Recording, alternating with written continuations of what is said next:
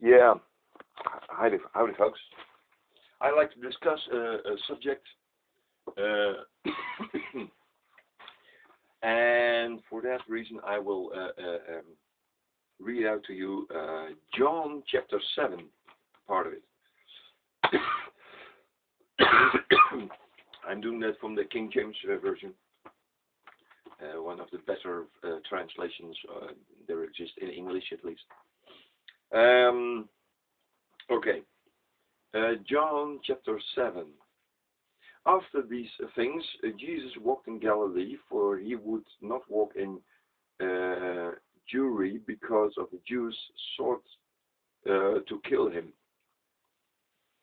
Okay, now the Jewish feast of tabernacles was at hand. His brothers, therefore, said to him, "Well, go and go to Judea, that your disciples also may see the works that you do. For there is no man that does anything in secret and himself seek it to be known openly. If you do these things, then you show yourself to the world." Because neither his brothers did believe in him. And then Jesus said to him, "My time is not yet come, but your time is always ready. The world cannot hate you because it hates me, because I testify of it that the works thereof are evil. Go you to this feast. I will not go yet unto this feast, because my time is not yet full, or is not yet come." When he said these words unto them, he remained in Galilee. But his brothers went to this feast, and then he also went on this feast, not openly, but in secret. And the Jews were seeking him at this feast, and they said, "Where is he?" And this continues on. And later on, he starts speaking. Jesus starts to speak.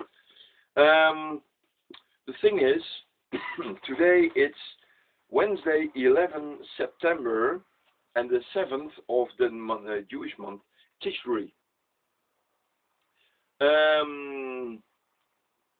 Next Saturday, the 14th of September, or the 10th of Tishri, it's Yom HaKippurim. We just had Rosh Hashanah and Yom Teruah, the blowing of the shofars.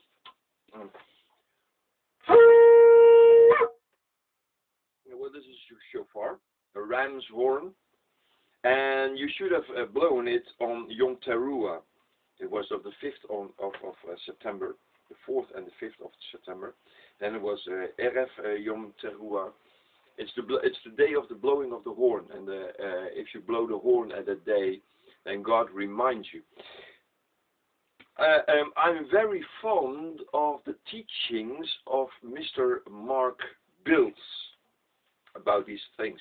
He says God has an agenda. God has put dates on what God is planning to do in the past, but also in the future. Jesus was being crucified on Pesach. Well, that is not coincidentally. God has planned that exactly for that time. And what you see, that witnesses that God has put exact dates on which God is doing some things. And so God has made an agenda. And the thing is, if you would have an appointment with an important person, which is very important for you, then I guess you would make sure that you are on time. Well, the thing is, you would be a foolish virgin if you did not take notice of the agenda of God, what He is planning, so that you would be there as God wants you to be there. You would be a wise virgin to take notice of the feasts that God has appointed. It's so-called what Mark Biltz calls a dress rehearsal. These festivities, Yom Teruah, Rosh Hashanah, Yom HaKippurim, and Sukkot also. These are all festivities that God has made an agenda to. God is performing some things specific on these days. Jesus was crucified exactly at the same time as the Jewish people was slaughtering the lambs. And at that same time, Yeshua was also slaughtered, crucified on the cross. Why? Because it was exactly according to God's agenda. And so you would be a wise virgin to take notice, especially if you are a Christian or Messianic believer, because you believe in Yeshua, Jesus Christ. Well, if you are a wise virgin, then as a Messianic or Christian believer, then you should take notice about these dates of Rosh Hashanah, Yom Teruah, Yom HaKippurim, and Sukkot, etc., etc., etc. All these festivities you should celebrate. Why? Because it's God's agenda, and God is planning some activity from His point of view exactly on those days. And one of the things is, why did Jesus not openly go to that Feast of Tabernacles in His time? Because it was not yet His time yet. He went to the feast, but not openly. Yeah. In what we have in Zechariah 14, you will see that the festivity that Zechariah 14, there is a little piece about the Feast of Tabernacles as well. But I have to find it right now.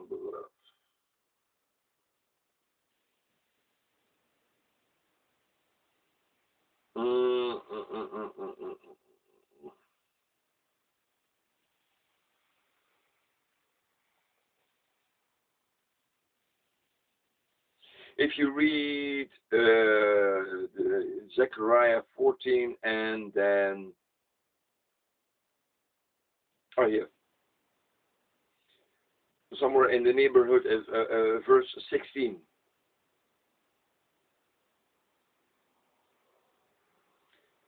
I'll start from verse 16. And it shall come to pass that every one that is left of all the nations which came against Jerusalem shall even go up from year to year to worship the King, the Lord of hosts, that is Jesus, and to keep the Feast of Tabernacles. And it shall be that whoso will not come up to all the families of the earth unto Jerusalem to worship the King, the Lord of hosts, even up to them shall be no rain.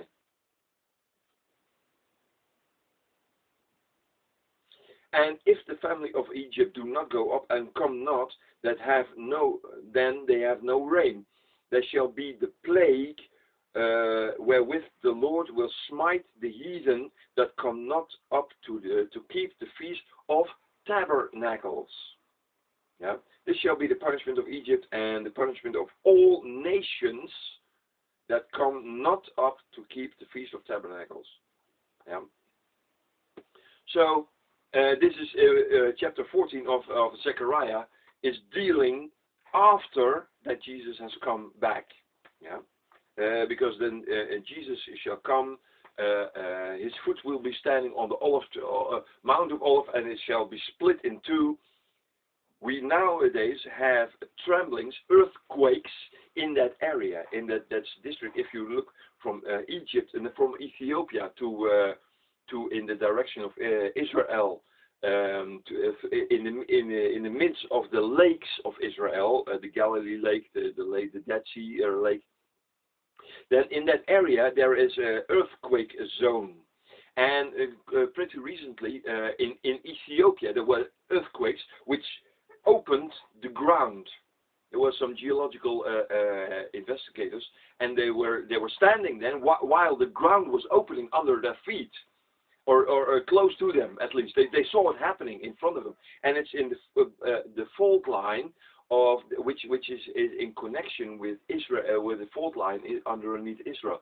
And what will happen is that Jesus, when he returns, he will put his feet on the Mount of Olives, and it will split in two.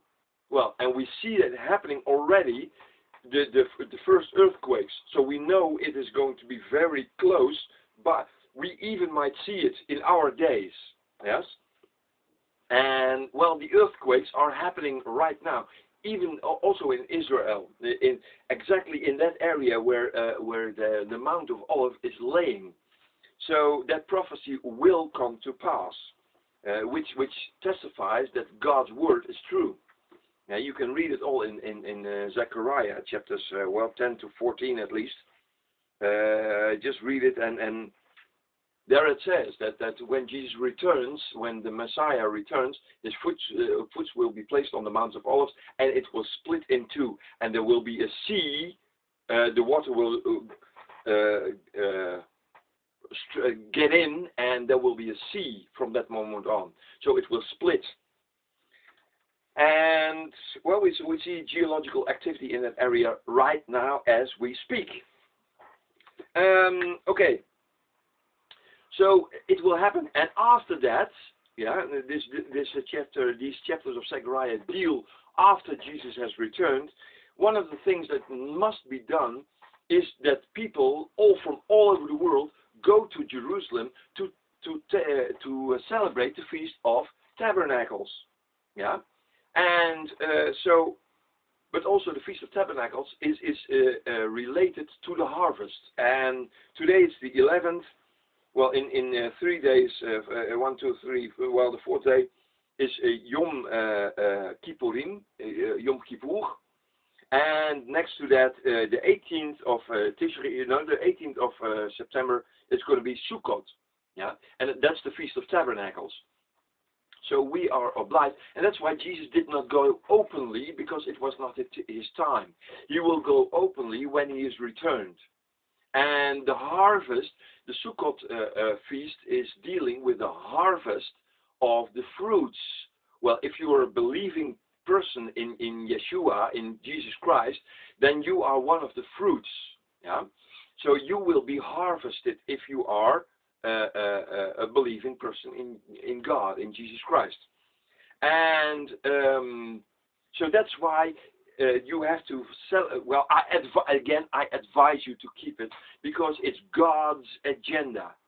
And I recommend, I strongly recommend to get the teachings of Mark Biltz, B-I-L-T-Z. Mark Biltz. He is a very good teacher about all these festivities. He can tell a lot more than I can tell in this half hour or to 15 minutes or where it is.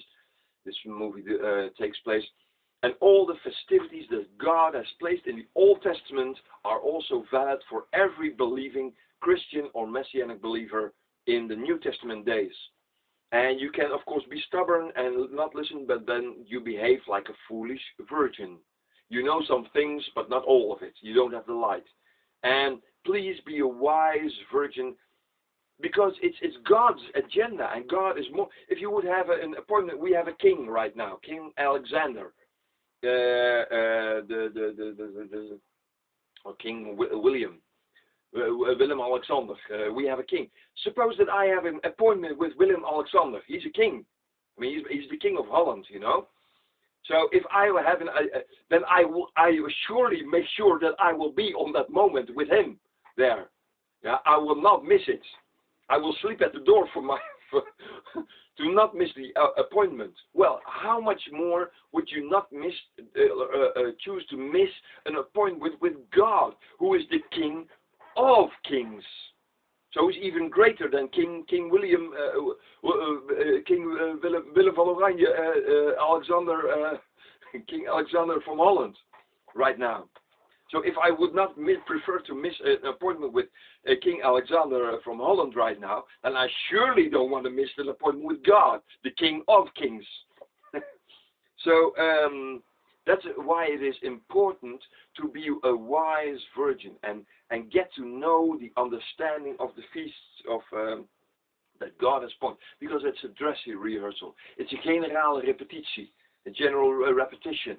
It's a repetition. You have to practice in order to get in time, that you know these dates, and that you take part of these feasts. It's very, very important, because the Sukkot party has not been fulfilled by Jesus yet. It needs to be fulfilled in the nearby future. I don't know when. I'm not going to put a year. I don't know. Mark Biltz is also not putting a year. I don't know, because we don't know. God only knows. But we know it's going to happen on these dates, on Sukkot and Yom Kippur and Yom Teruah. We have to know. We have to dress rehearse these festivities as a Christian or Messianic believer. And I strongly, strongly, strongly recommend, because be a wise virgin and get this information. It's almost a must.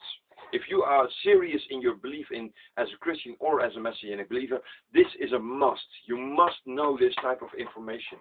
Otherwise, you're going to be a virgin. You had the 5 foolish virgins and the 5 wise virgins, and you must know at what time you should be prepared.